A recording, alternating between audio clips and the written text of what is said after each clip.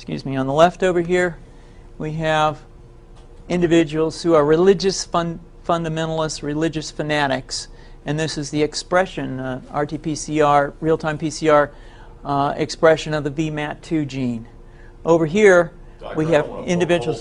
So let me complete. So over here, we have individuals who are not particularly fundamentalist, not particularly religious, and you can see there's a much reduced expression of this particular gene, the VMAT2 gene.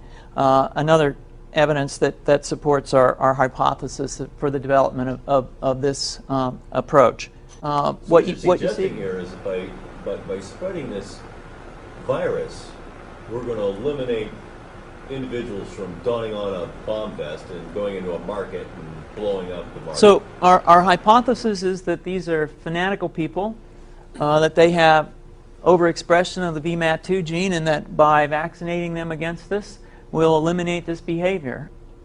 So we have some very, very remarkable data in this next slide. Here we have two brain scans. These are fMRIs.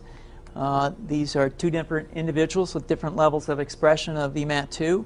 On top is an individual who's a religious fanatic, an individual, and we've repeated this numerous times, that has high levels of VMAT2. Now, this individual down here who had low levels of the VMAT2 gene, this individual would self-describe as not particularly religious. In each case, these individuals were read a religious text. This individual lit up the right middle frontal gyrus, shown here, and that's a part of the brain that's associated with theory of mind. It's a part of the brain that has to do with intents and beliefs and desires. In contrast, in marked contrast, here's an individual who would not particularly self-describe as religious, and when they're read a religious text, what you see is that this part of the brain called the anterior insula lights up. This is a part of the brain that's associated with disgust or displeasure on hearing something.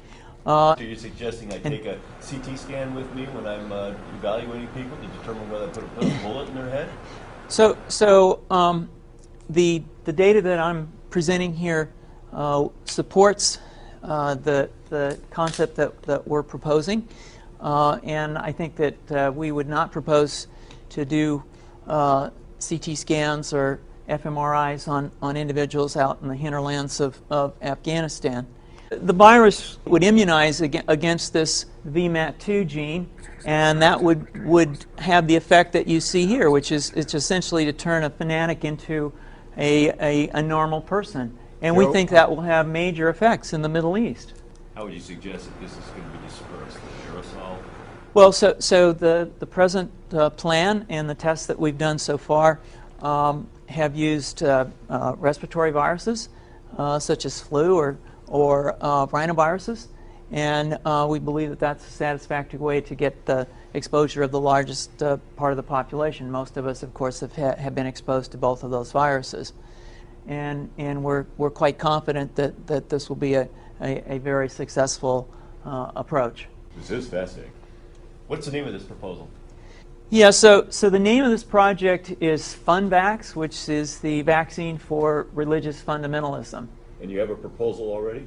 The proposal has just been submitted, and I think that the data that I have shown you today would support the development of this project, and we think it has great promise.